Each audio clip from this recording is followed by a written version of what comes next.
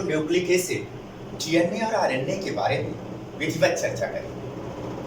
Nucleic अम्ल DNA तथा RNA क्या होते हैं इसके बारे में हम जानेंगे। सबसे पहले न्यूक्लिक अम्ल एक बहुत जटिल अम्ल होता है। न्यूक्लिक अम्ल पेंटोज शर्करा, फास्फेट तथा नाइट्रोजनी बेस से मिलकर बना होता है।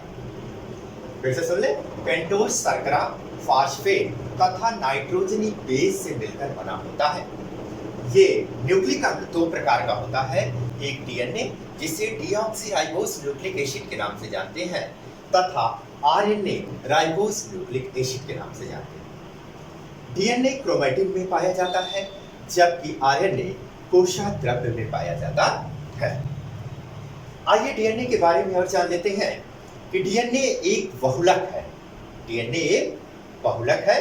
ये न्यूक्लियोटाइड एक जटिल कार्बनिक अणु है जो 3 छोटे अणुओं से जुड़कर बनता है।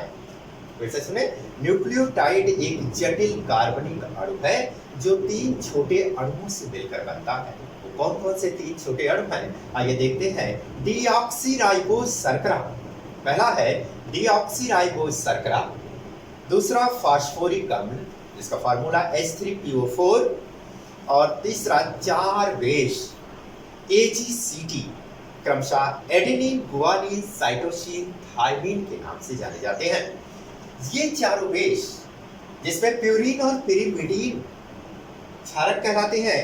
प्यूरिन में एडेनिन, गुआनिन आते हैं तथा पिरिमिडीन में थाइमिन और साइटोसिन आते हैं।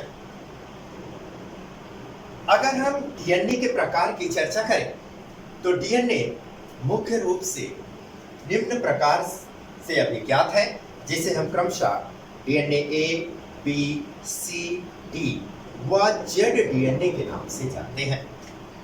बच्चों, सबसे पहले फ्रेडरिक विस्कर ने डीएनए की जब खोज किया तो उसका नाम न्यूक्लिन कहा था। क्या कहा था? न्यूक्लिन कहा था। फ्रेडरिक विस्कर, याद रखिए, that is a very important question for your competition point of view. Frederick Wisker ने सबसे पहले डीएनए को न्यूक्लिन नाम दिया था। उसके बाद वाटसन एवं क्रिक ने 1953 में द्विकुंडलित मॉडल का पता लगाया जो जिसे पता लगाने पर इन्हें नोबेल प्राइज मिला था। आइए देखते हैं कि डीएनए की संरचना कुछ इस प्रकार होती है। बच्चों, डीएनए एक द्विकुंडलित मॉडल होता है जो सीढ़ी सदृश संरचना दिखाई पड़ती है। इसमें सीढ़ी के डंडे की तरह कुछ जुड़ी हुई संरचनाएं दिखाई पड़ रही है। ये दोनों कुंडल, अगर हम दो कुंडली संरचना को देखें तो इसका जो व्यास होता है वो 20 एंगस्ट्रॉम होता है। How much?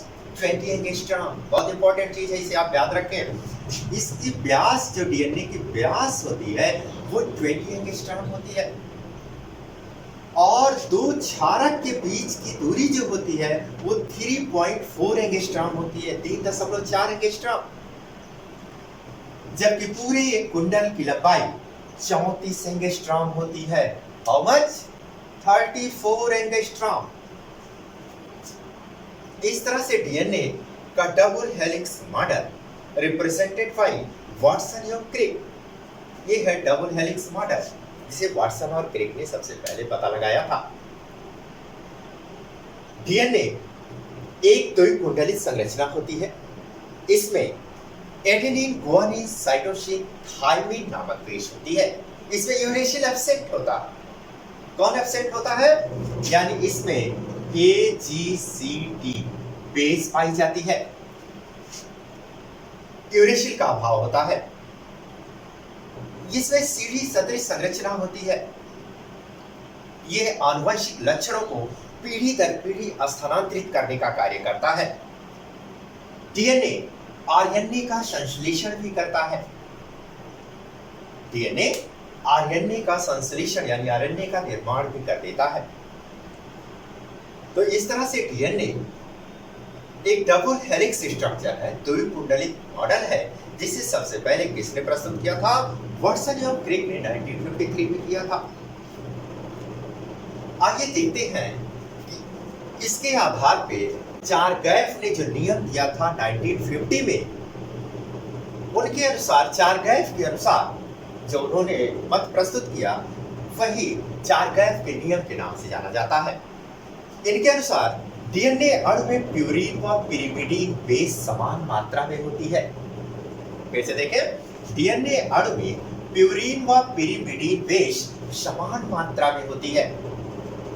दूसरा पॉइंट है एडेनिन की आणविक मात्रा थायमीन के बराबर, एडेनिन की आणविक मात्रा थायमीन के बराबर तथा साइटोसिन की गुआनिन के बराबर होती है। थर्ड पॉइंट, डीऑक्सीराइबोस शर्करा तथा फॉस्फेट समान मात्रा में होते हैं। डीऑक्सीराइबोस शर्करा तथा फॉस्फेट समान मात्रा में होते हैं।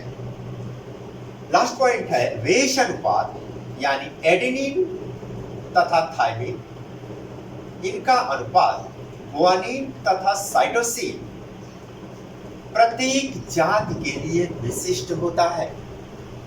इस तरह से इसे चारगैफ के नियम के नाम से जानते हैं बच्चों।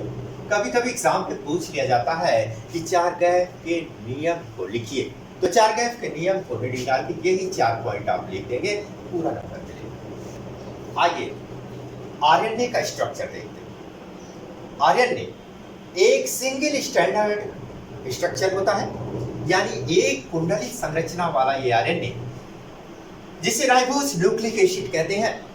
डीएनए में अगर डीऑक्सीराइबोस शर्करा पाई जाती है तो आरएनए में राइबोस शर्करा पाई जाती है। आरएनए एक कुंडलित होता है। आरएनए में एजी सीयू बेस पाई जाती है। डीएनए में हमने कहा था एजीसीटी, एडेनिन, गुआनिन, साइटोसिन, थायमीन नामक क्षार पाई जाती है, जबकि आरएनए में एडेनिन, गुआनिन, साइटोसिन, यूरेसिन नामक क्षार पाई जाती है। आरएनए आनुवंशिक लक्षण का वाहक नहीं करता है, जबकि डीएनए आनुवंशिक लक्षण को एक पीढ़ी से दूसरी पीढ़ी तक स्थानांतरित करता है। ये सीढ़ी सदृश संरचना होती है, यानी कुंडलित होता है, जबकि ये धागे सदृश संरचना होती है, यानी एक कुंडलित होता है। तो इस तरह से डीएनए और आरएनए में आप अंतर भी स्पष्ट कर सकते हैं। अगर हम टाइप ऑफ आरएनए की चर्चा करें तो आरएनए मोस्टली बुक्स में 3 प्रकार का आरएनए लिखा मिलेगा बच्चों, लेकिन कुछ बुक्स में एक और प्रकार का आरएनए दिया गया है। एक कोटपाल और त्यागी की बुक में आपको मिलेगा। तो आरएनए 4 प्रकार से इस प्रकार से हमने यहाँ लिखा है।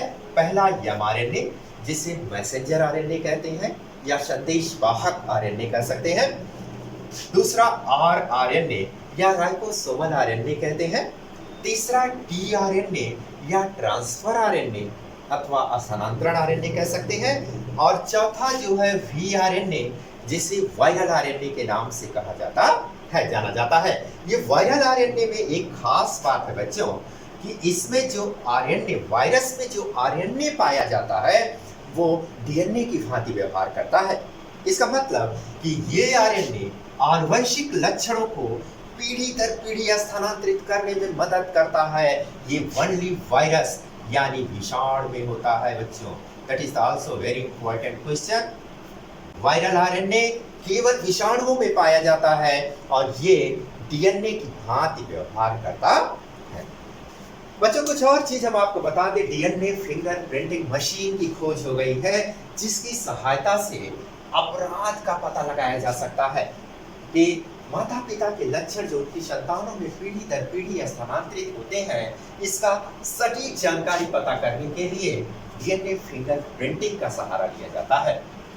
तो आज डीएनए जो है एक क्रांति के रूप में आई है, जो आनुवंशिक लक्षण को पहचानने में मदद करती है।